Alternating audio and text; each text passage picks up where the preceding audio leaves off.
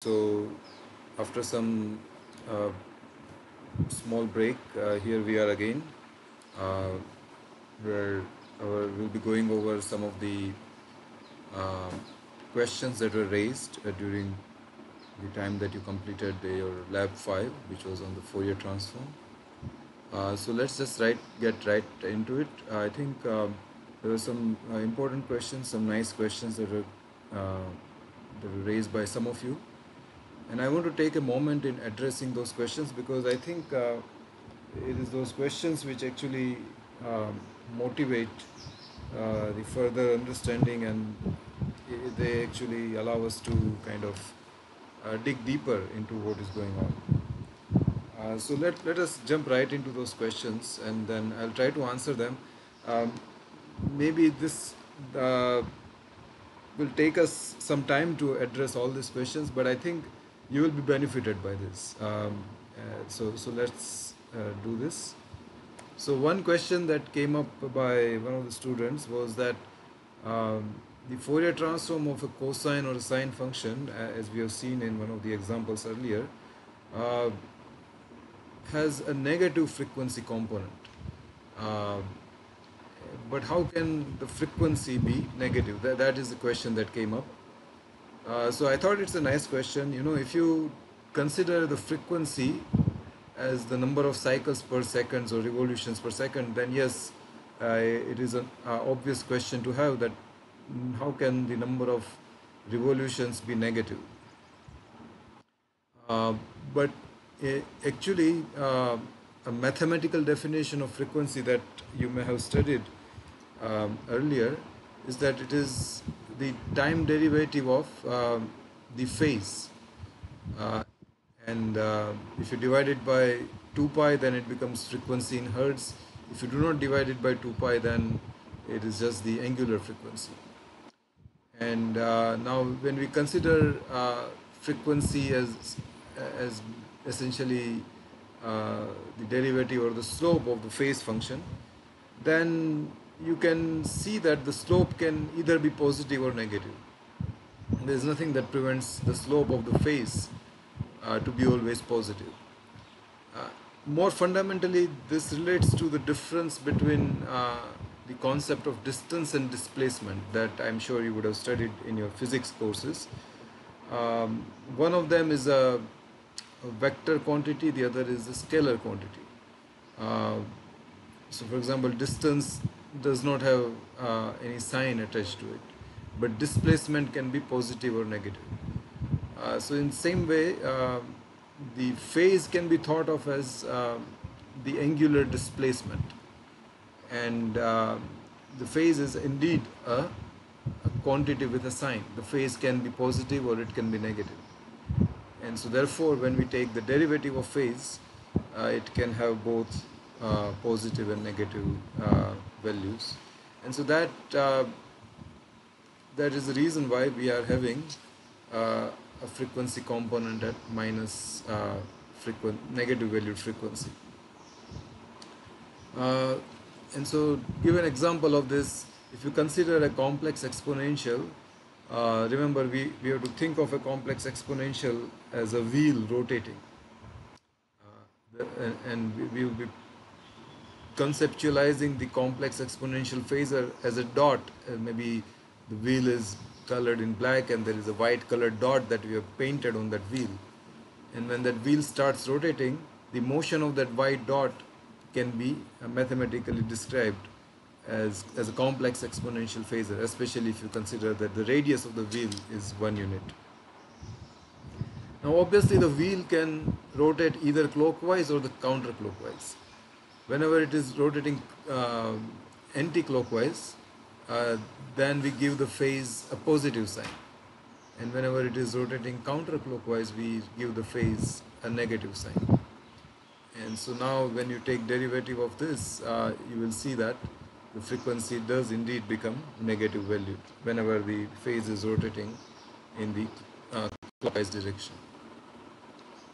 So that is the answer to this question, that the concept of frequency that we are having is a generalized concept. It is not simply the number of cycles per second, although the units are indeed that, uh, but the we have to consider this concept in a mathematical manner, and then it becomes obvious that the frequency can indeed be negative. Uh, and so, in fact, the frequency does not even have to be a constant. There are many scenarios in which the frequency is time varying. Now, one way to conceptualize again why this negative frequency is present is, suppose if you take cosine of 2 pi fct and you apply a shifting operation, let us say by means of direct delta function, convolution with a direct delta function in the frequency domain, which is, as we have seen earlier, which is multiplication with an exponential function in the time domain, complex exponential function in the time domain. And so suppose when you do that multiplication, uh, if the shift is greater than fc, and let's say that that shift is happening in the rightward direction, then what will happen is that this direct delta at negative fc will become positive valued. And now we will see two direct delta functions, both of them will be at a positive frequency value. So it is not that this direct delta at minus fc is fictitious. In fact, if you move the signal in the frequency domain by more than positive fc hertz, this component at negative fc hertz will materialize in the positive frequency axis. So there is that another way by which we can consider the presence of negative frequency components. Okay, now there are several questions which are all related, and I'm just going to compile them in one page, and then we'll go over them one by one later on. And these questions related to the use of my Fourier transform function that I gave you in lab 5, and specifically that function made use of dot products, vector dot products. It made use of some divide by n sample operation. We had some vector whose components, whose elements were varying from negative half of the sampling rate fs to the positive 1/2 of the sampling rate. And there were some number of elements. We sometimes used FFT shift function of MATLAB. We sometimes did not use FFT shift function. And also our result that we got by using our own homemade function, my Fourier transform, sometimes differed somewhat, not a whole lot, but it differed slightly with MATLAB's FFT function. So there were a number of questions on this general topics that came up. Actually, one of the students, Darshil, kind of compiled all of these questions in one set, and so that is what I just copied pasted the set of questions that came from him here. Now, answering all of these questions is going to take time. I'm going to spend some time talking about this,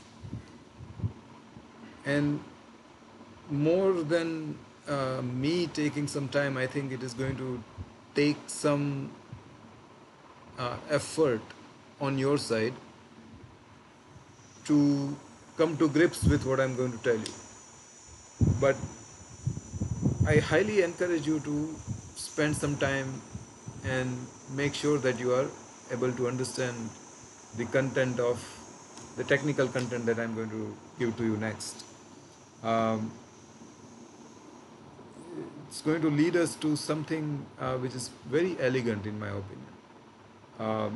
For Einstein's theory of relativity and many such mathematical topics, people have said that it is thinker's paradise. You don't have to really even use too much math. You don't have to use pencil and paper as much. But you have to just think about the ramifications and the consequences. And in this case, it is going to be, we are going to heavily make use of this notion of duality between time and frequency domains. and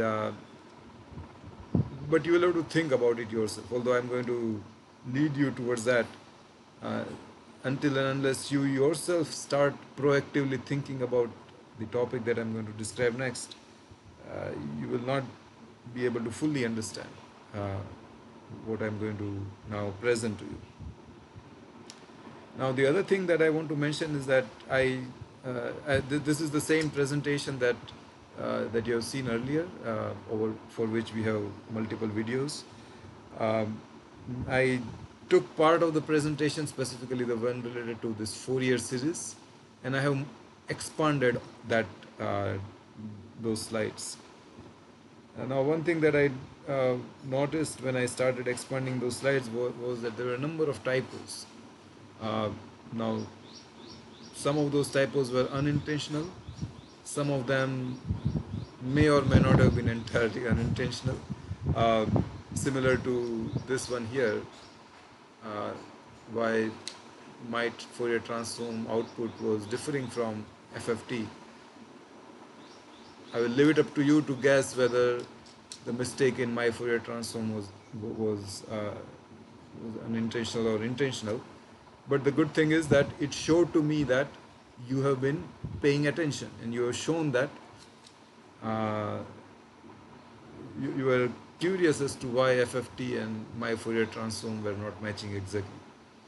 So likewise, the slides specifically on this Fourier series topic had some typos. I don't know if any of you have noticed it or not, but if you did, and that those typos you would have noticed only if you took the slides, the content in the slides, and then mashed it up with, for example, the same topic of Fourier series in Couch's book. Then you would have discovered some typing mistakes that were there. Anyways, those typing mistakes I have all cleared up in this revised presentation.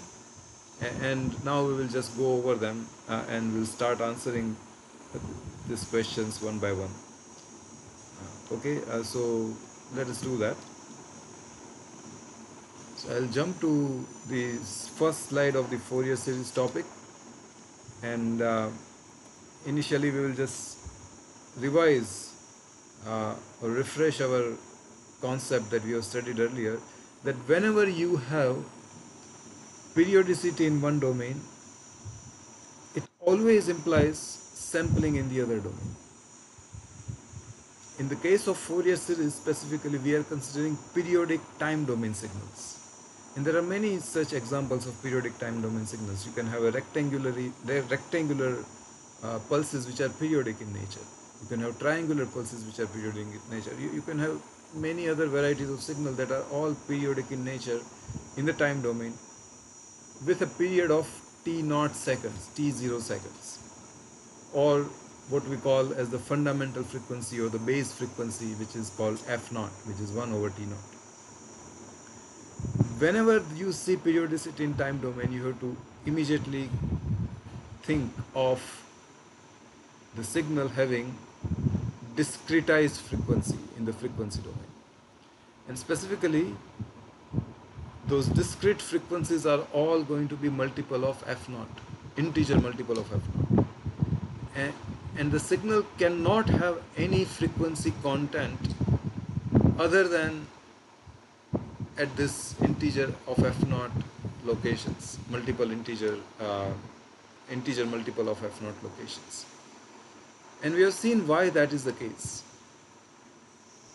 When we do the synthesis operation, which is the inverse Fourier transform, if we are adding up only signals which are complex exponentials at f0 and multiples of f0, there is no way that we get a periodic signal whose period is anything other than f0.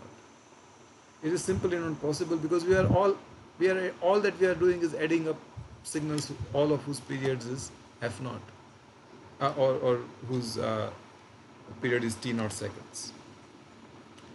In other words, if you have a periodic signal t0 and if you try to find out what it is made up of, you cannot have any frequency component which is not a multiple of this base frequency f0.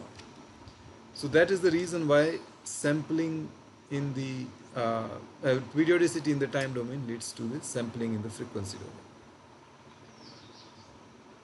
And therefore, the Fourier transform W of f now becomes sampled, and it is given as a summation of direct delta functions, and the separation between this direct delta functions is integer multiple of f naught. This is just a math representation of what we already said. The Fourier transform has content only at k times f naught locations. And what is that content? That is specified by the coefficient, the Fourier series coefficients C of k. And the formula for C of k is given as this, where we take our periodic signal W of t multiplied by the complex exponential, and now we integrate it over its base period from 0 to t naught seconds, and then we divide the integral with t naught. There was a question, why are we dividing my Fourier transform result with n sample? Now that we can see some initial indication of an answer there here. Here we are dividing by 1 over t naught, there we were dividing it by 1 over n sample. We don't have full answer yet, but we'll get to that pretty soon. Now, the inverse Fourier transform, which is also known as Fourier series, is given by this equation over here. Okay, so this is our review. Let us summarize what we just said, that for aperiodic signal, the Fourier transform is the output of this continuous integral over infinite range. The limits of this integral are infinities. Whereas as soon as we get into the periodic time domain, into the domains of periodic time signals, our Fourier transform becomes essentially a train of impulses, and those impulses, direct deltas, are separated by integer multiple of f naught. And the weights of those direct delta functions, C of k, now are evaluated using an integral which seems sort of like this Fourier transform, except its limits are changed. Instead of minus infinity to infinity, the limits have become 0 to t naught. Plus, we have to multiply the integral with f naught, or 1 over t naught. By the way, this k is always an integer, it is never a fractional number. So this is the Fourier transform formulas for an aperiodic signal versus those for a periodic signal. Now, for inverse operation, again, for aperiodic signal, as we have seen earlier, our formula has an integral whose limits are minus infinity to infinity. But when we get into the periodic signals, get into the domain of periodic signals, the inverse Fourier transform, the synthesis operation becomes simply a summation. This integration gets replaced by a summation. Why is it replaced by a summation? Because our frequency has been discretized. The frequency is not continuous anymore. This df has become k times f naught, and k is integer. And because it is discretized, we can replace this integral by this summation. The limits still remain the same, minus infinity to infinity. But k is not continuous anymore, unlike this d of f. K is integer. Okay, so now, again, to answer the questions that were raised, let us look at the difference between the equation for the Fourier series and the equation of the Fourier transform. You will see that they are different. We have just now remarked that the limits are changing, and there is this one divided by T naught multiplier. Why do we need to change the equation for Fourier transform in this particular manner? That will help us answer why we had 1 divided by n sample in my Fourier transform function that you used in lab 5. Okay, so to see why we needed to make those changes, let us consider a complex exponential. W of t is equal to exponential of j times 2 pi f naught of t. And let us consider it in two different ways. First, we are going to just shut our eyes and think of this signal as an aperiodic signal. Nothing prevents us to pretend that this is an aperiodic signal with a period of infinity. When we do that, we would just apply the traditional conventional Fourier transform formula, which is this formula over here. But that we have already done earlier in one of the examples.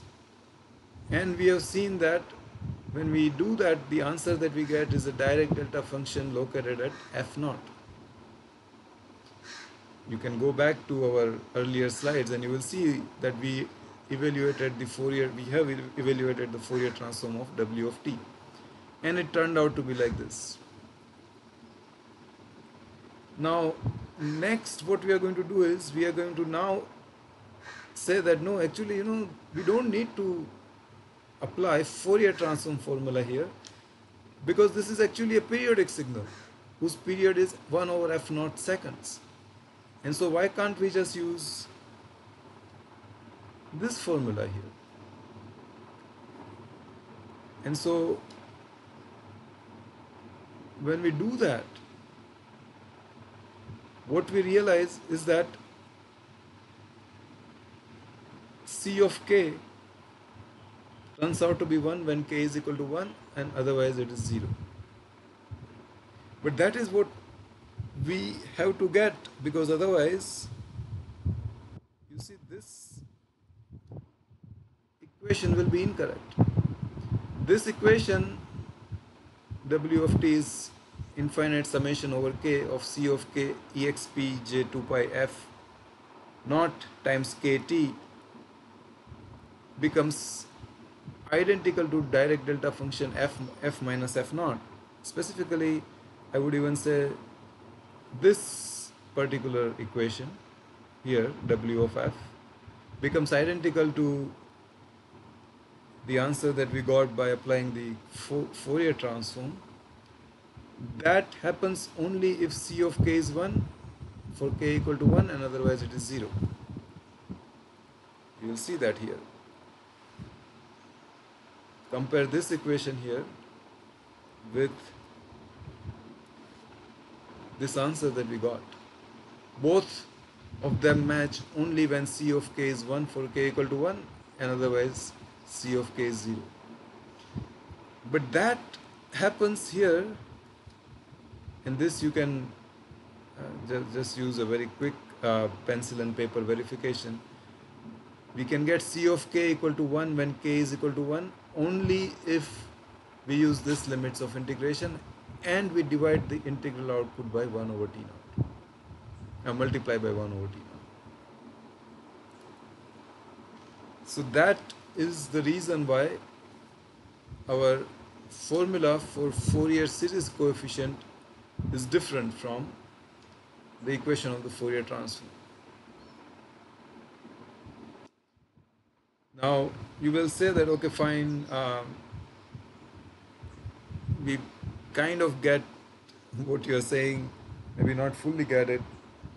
By the way, you will understand this argument that I am making with a little bit of thought on your own side. So I would ask you to now pause the video here, which actually I am going to do. I am going to conclude this video here.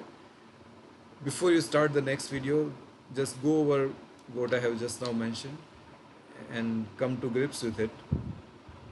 And then we will continue this discussion forward, and then we will see that this divide by t naught operation for the Fourier series coefficient is the reason why in my Fourier transform we had to divide by n sample.